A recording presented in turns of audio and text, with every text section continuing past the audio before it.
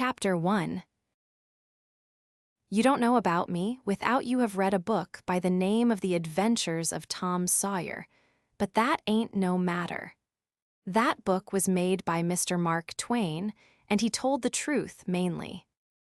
There was things which he stretched, but mainly he told the truth. That is nothing. I never seen anybody but lied one time or another without it was Aunt Polly or the widow or maybe Mary. Aunt Polly, Tom's Aunt Polly, she is, and Mary, and the widow Douglas is all told about in that book, which is mostly a true book with some stretchers, as I said before. Now the way that the book winds up is this. Tom and me found the money that the robbers hid in the cave, and it made us rich. We got $6,000 apiece, all gold. It was an awful sight of money when it was piled up. Well, Judge Thatcher, he took it and put it out at interest, and it fetched us $1 a day apiece all the year round, more than a body could tell what to do with. The widow Douglas, she took me for her son, and allowed she would civilize me.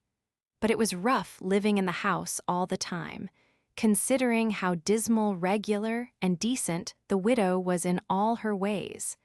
And so when I couldn't stand it no longer, I lit out. I got into my old rags and my sugar hogshead again, and was free and satisfied. But Tom Sawyer, he hunted me up and said he was going to start a band of robbers, and I might join if I would go back to the widow and be respectable. So I went back. The widow, she cried over me and called me a poor lost lamb, and she called me a lot of other names, too, but she never meant no harm by it. She put me in them new clothes again, and I couldn't do nothing but sweat and feel all cramped up. Well then, the old thing commenced again. The widow rung a bell for supper, and you had to come to time. When you got to the table, you couldn't go right to eating, but you had to wait for the widow to tuck down her head and grumble a little over the victuals, though there warn't really anything the matter with them. That is, nothing, only everything was cooked by itself. In a barrel of odds and ends it is different. Things get mixed up, and the juice kind of swaps around, and the things go better. After supper, she got out her book and learned me about Moses and the bulrushers, and I was in a sweat to find out all about him. But by and by, she let it out that Moses had been dead a considerable long time. So then I didn't care no more about him, because I don't take no stock in dead people. Pretty soon I wanted to smoke and asked the widow to let me, but she wouldn't. She said it was a mean practice and wasn't clean, and I must try to not do it any more. That is just the way with some people. They get down on a thing when they don't know nothing about it. Here she was a-bothering about Moses, which was no kin to her, and no use to anybody, being gone, you see, yet finding a power of fault with me for doing a thing that had some good in it. And she took snuff, too. Of course that was all right, because she done it herself. Her sister, Miss Watson, a tolerable slim old maid, with goggles on, had just come to live with her, and took a set at me now with a spelling book. She worked me middling hard for about an hour, and then the widow made her ease up. I couldn't stood it much longer. Then for an hour it was deadly dull, and I was fidgety. Miss Watson would say, "Don't put your feet up there, Huckleberry," and "Don't scrunch up like that, Huckleberry, set up straight." And pretty soon she would say, "Don't gap and stretch like that, Huckleberry, why don't you try to behave?" Then she told me all about the bad place, and I said I wished I was there. She got mad then, but I didn't mean no harm. All I wanted was to go somewheres. All I wanted was a change. I warn't particular. She said it was wicked to say what I said she wouldn't say it for the whole world. She was going to live so as to go to the good place. Well, I couldn't see no advantage in going where she was going, so I made up my mind I wouldn't try for it. But I never said so, because it would only make trouble and wouldn't do no good. Now she had got a start, and she went on and told me all about the good place. She said all a body would have to do there was to go around all day long with a harp and sing forever and ever. So I didn't think much of it. But I never said so. I asked her if she reckoned Tom Sawyer would go there, and she said not by a considerable sight. I was glad about that, because I wanted him and me to be together. Miss Watson, she kept pecking at me, and it got tiresome and lonesome. By and by they fetched the niggers in and had prayers, and then everybody was off to bed. I went up to my room with a piece of candle and put it on the table. Then I sat down in a chair by the window and tried to think of something cheerful, but it warn't no use. I felt so lonesome I most wished I was dead. The stars were shining, and the leaves rustled in the woods ever so mournful. And I heard an owl, away off, hoo-wooing about somebody that was dead, and a whippoorwill and a dog crying about somebody that was going to die. And the wind was trying to whisper something to me, and I couldn't make out what it was, and so it made the cold shivers run over me. Then away out in the woods, I heard that kind of a sound that a ghost makes when it wants to tell about something that's on its mind and can't make itself understood, and so can't rest easy in its grave, and has to go about that way every night grieving. I got so downhearted and scared I did wish I had some company. Pretty soon a spider went crawling up my shoulder, and I flipped it off and it lit in the candle, and before I could budge, it was all shriveled up. I didn't need anybody to tell me that that was an awful bad sign and would fetch me some bad luck, so I was scared and most shook the clothes off of me.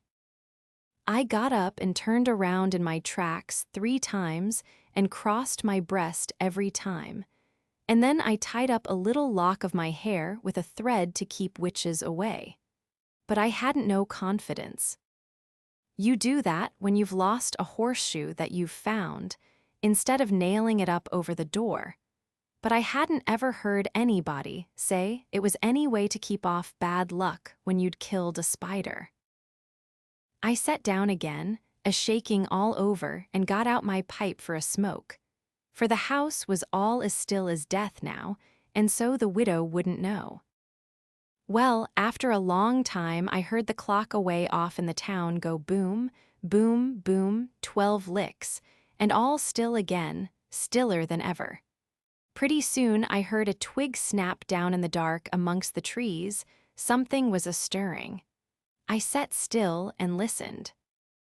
Directly I could just barely hear a meow, meow, down there. That was good, says I, meow, meow, as soft as I could, and then I put out the light and scrambled out of the window onto the shed. Then I slipped down to the ground and crawled in among the trees, and sure enough, there was Tom Sawyer waiting for me. Chapter 2. We went tiptoeing along a path amongst the trees back towards the end of the widow's garden, stooping down so as the branches wouldn't scrape our heads. When we was passing by the kitchen, I fell over a root and made a noise. We scrouched down and laid still. Miss Watson's big nigger, named Jim, was setting in the kitchen door. We could see him pretty clear because there was a light behind him. He got up and stretched his neck out about a minute, listening. Then he says, "Who da?" He listened some more, then he come tiptoeing down and stood right between us. We could 'a' touched him, nearly. Well, likely it was minutes and minutes that there warn't a sound, and we all there so close together. There was a place on my ankle that got to itching, but I dasn't scratch it, and then my ear begun to itch, and next my back, right between my shoulders. Seemed like I'd die if I couldn't scratch. Well, I've noticed that thing plenty times since. If you are with the quality, or at a funeral, or trying to go to sleep when you ain't sleepy. If you are anywheres where it won't do for you to scratch, why you will itch all over in upwards of 1,000 places. Pretty soon Jim says, "Say who is you, war is you, dog my cats ef I didn't hear somefed." Well, I know what I's gwine to do. I's gwine to set down here and listen till I hears it agin. So he set down on the ground betwixt me and Tom. He leaned his back up against a tree and stretched his legs out till one of them most touched one of mine. My nose begun to itch. It itched till the tears come into my eyes, but I dasn't scratch. Then it begun to itch on the inside. Next I got to itching underneath. I didn't know how I was going to set still. This miserableness went on as much as 6 or 7 minutes, but it seemed a sight longer than that. I was itching in 11 different places now. I reckoned I couldn't stand it more'n a minute longer, but I set my teeth hard and got ready to try. Just then Jim begun to breathe heavy, next he begun to snore, and then I was pretty soon comfortable again. Tom, he made a sign to me, kind of a little noise with his mouth, and we went creeping away on our hands and knees. When we was 10 foot off, Tom whispered to me and wanted to tie Jim to the tree for fun. But I said no, he might wake and make a disturbance, and then they'd find out I warn't in. Then Tom said he hadn't got candles enough and he would slip in the kitchen and get some more. I didn't want him to try. I said Jim might wake up and come. But Tom wanted to risk it, so we slid in there and got 3 candles, and Tom laid 5 cents on the table for pay. Then we got out, and I was in a sweat to get away. But nothing would do Tom but he must crawl to where Jim was, on his hands and knees, and play something on him. I waited, and it seemed a good while. Everything was so still and lonesome. As soon as Tom was back, we cut along the path, around the garden fence, and by fetched up on the steep top of the hill the other side of the house. Tom said he slipped Jim's hat off of his head and hung it on a limb right over him, and Jim stirred a little, but he didn't wake. Afterwards, Jim said the witches bewitched him and put him in a trance, and rode him all over the state, and then set him under the trees again, and hung his hat on a limb to show who done it. And next time Jim told it, he said they rode him down to New Orleans. And after that, every time he told it, he spread it more and more, till by he said they rode him all over the world, and tired him most to death, and his back was all over saddle boils. Jim was monstrous proud about it, and he got so he wouldn't hardly notice the other niggers.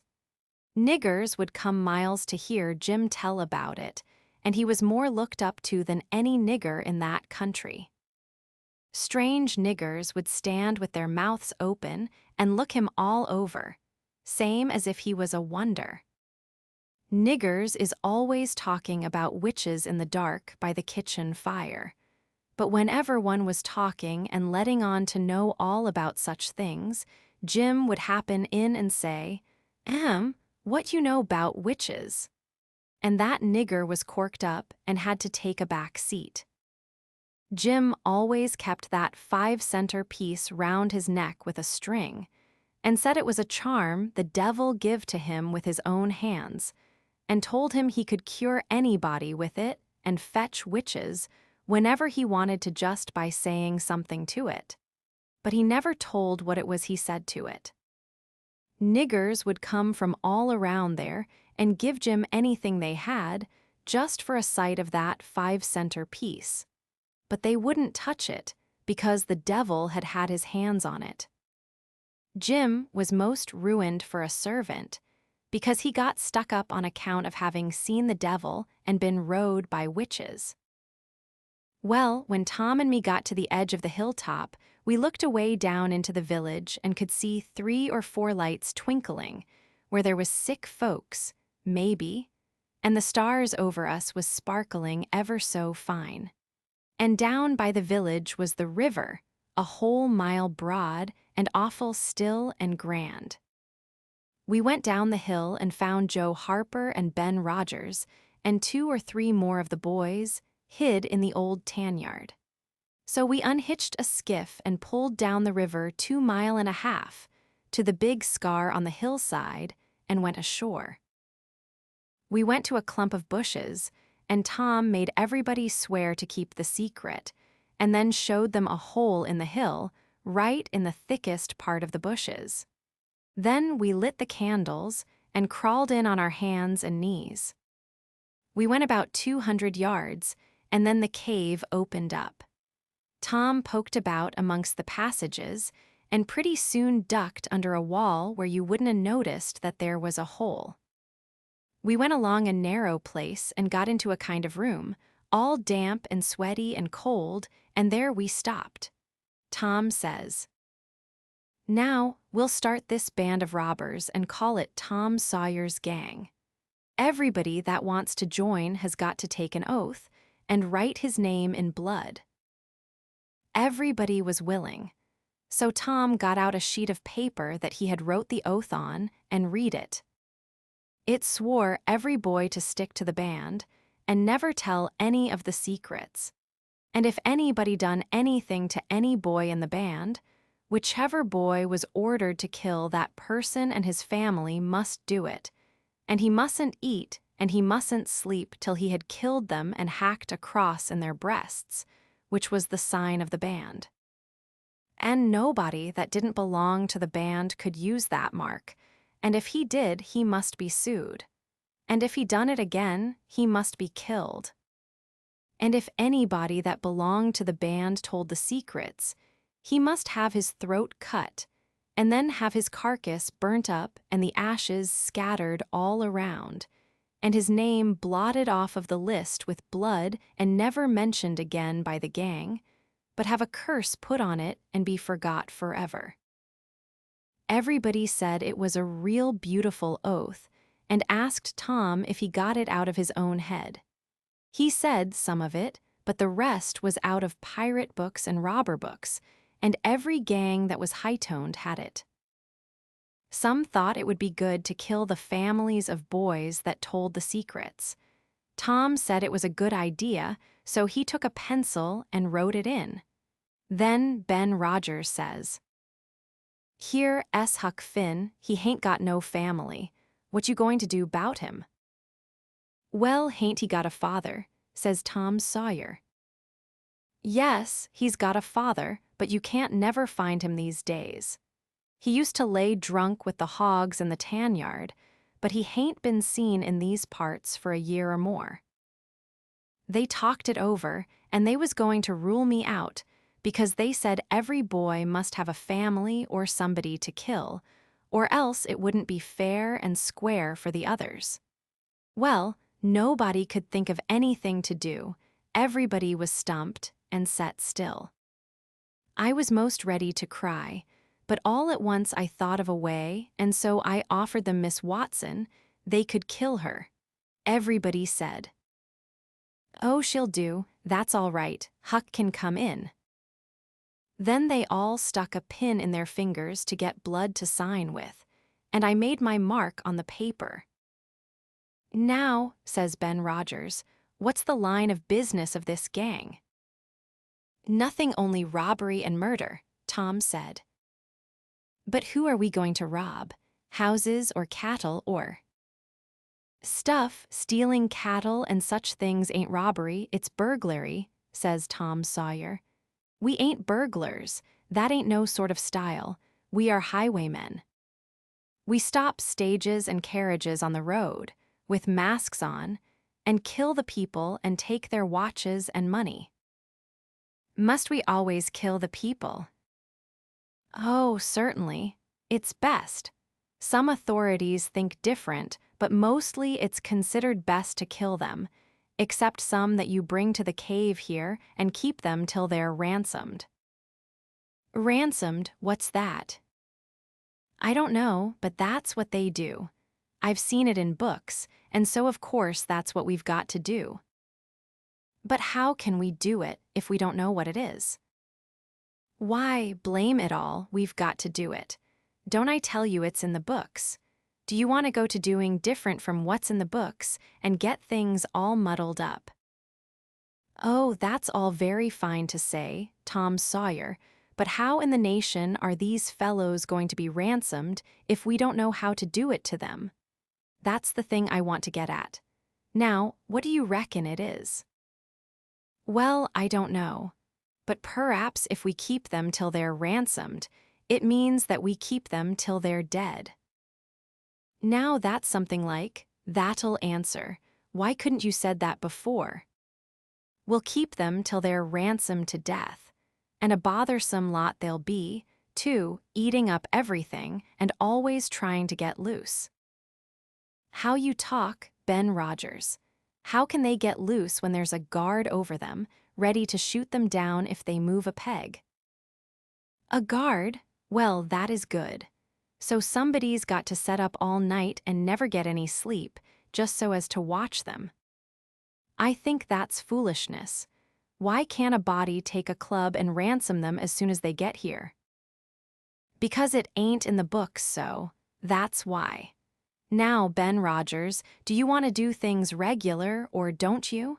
That's the idea. Don't you reckon that the people that made the books knows what's the correct thing to do? Do you reckon you can learn 'em anything? Not by a good deal. No, sir, we'll just go on and ransom them in the regular way. All right, I don't mind, but I say it's a fool way anyhow. Say, do we kill the women too? Well, Ben Rogers, if I was as ignorant as you I wouldn't let on. Kill the women? No, nobody ever saw anything in the books like that. You fetch them to the cave, and you're always as polite as pie to them. And by they fall in love with you and never want to go home any more. Well, if that's the way I'm agreed, but I don't take no stock in it. Mighty soon we'll have the cave so cluttered up with women and fellows waiting to be ransomed that there won't be no place for the robbers. But go ahead, I ain't got nothing to say. Little Tommy Barnes was asleep now, and when they waked him up he was scared and cried and said he wanted to go home to his ma and didn't want to be a robber anymore. So they all made fun of him and called him crybaby, and that made him mad, and he said he would go straight and tell all the secrets. But Tom give him 5 cents to keep quiet and said we would all go home and meet next week and rob somebody and kill some people. Ben Rogers said he couldn't get out much, only Sundays, and so he wanted to begin next Sunday. But all the boys said it would be wicked to do it on Sunday, and that settled the thing. They agreed to get together and fix a day as soon as they could. And then we elected Tom Sawyer first captain and Joe Harper second captain of the gang, and so started home. I clumb up the shed and crept into my window just before day was breaking. My new clothes was all greased up and clayey, and I was dog-tired. Chapter 3. Well, I got a good going over in the morning from old Miss Watson on account of my clothes. But the widow she didn't scold, but only cleaned off the grease and clay, and looked so sorry that I thought I would behave a while if I could. Then Miss Watson, she took me in the closet and prayed, but nothing come of it. She told me to pray every day, and whatever I asked for I would get it. But it warn't so. I tried it. Once I got a fish line, but no hooks. It warn't any good to me without hooks. I tried for the hooks 3 or 4 times, but somehow I couldn't make it work. By and by, one day, I asked Miss Watson to try for me, but she said I was a fool.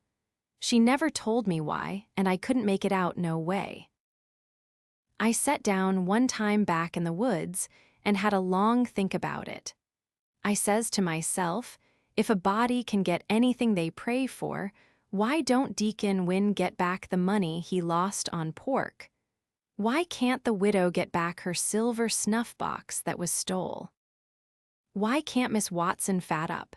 No, says I to myself, there ain't nothing in it. I went and told the widow about it, and she said the thing a body could get by praying for it was spiritual gifts.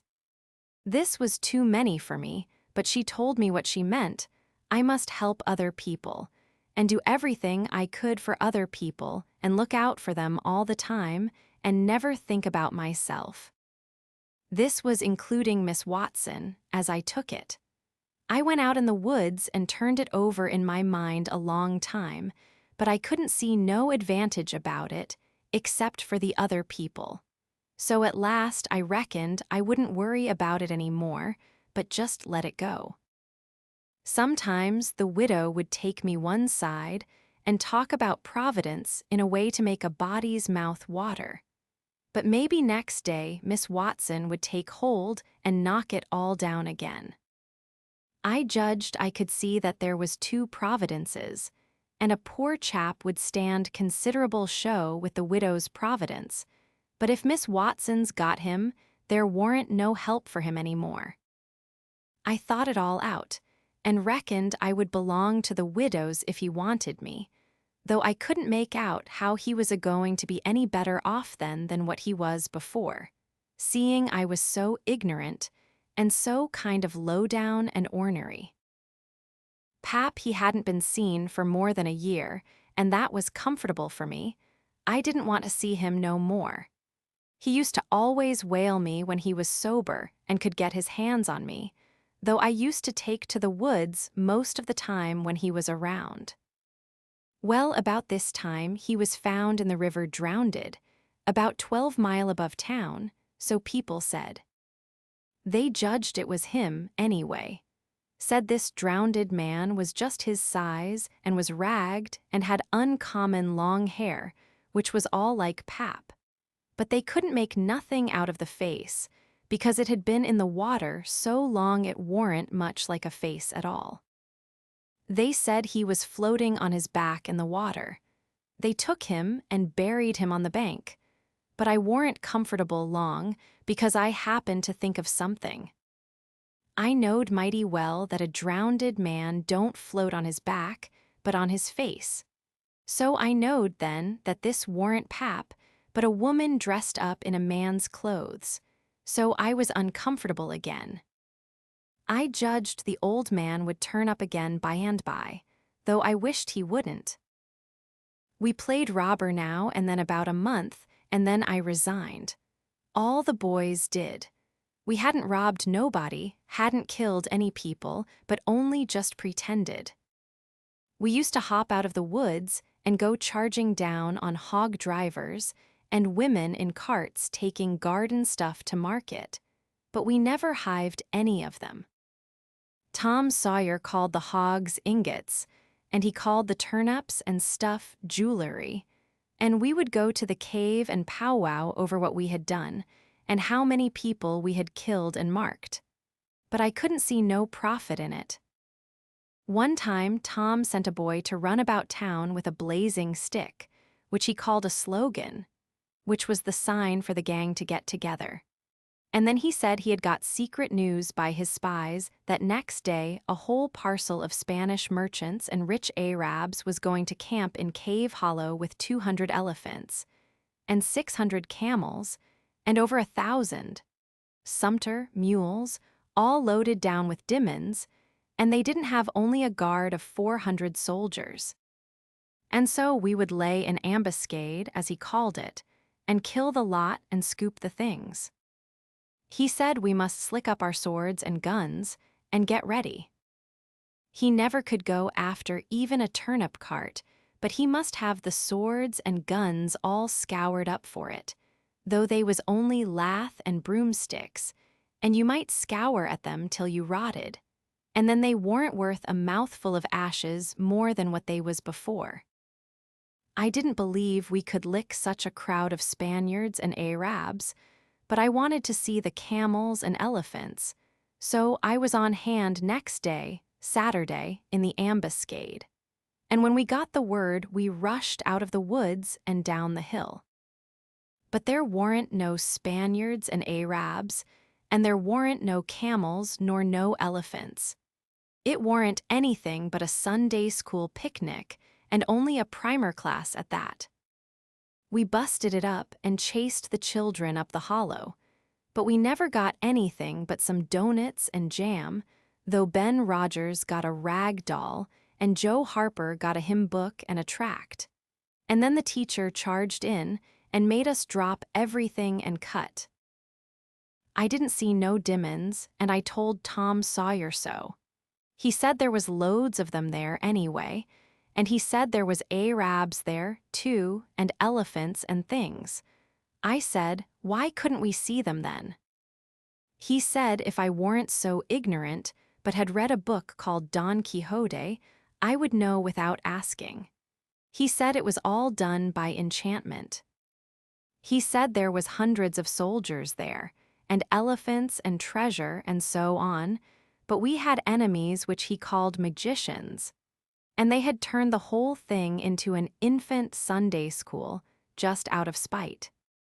I said, all right, then the thing for us to do was to go for the magicians.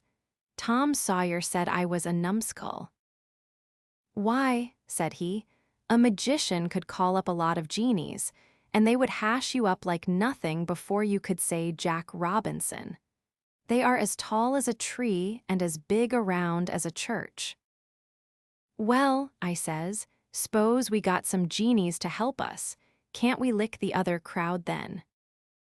How you going to get them? I don't know. How do they get them?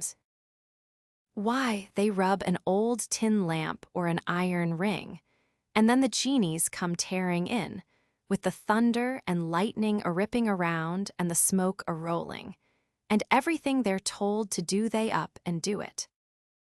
They don't think nothing of pulling a shot tower up by the roots, and belting a Sunday school superintendent over the head with it, or any other man. Who makes them tear around so? Why, whoever rubs the lamp or the ring. They belong to whoever rubs the lamp or the ring, and they've got to do whatever he says.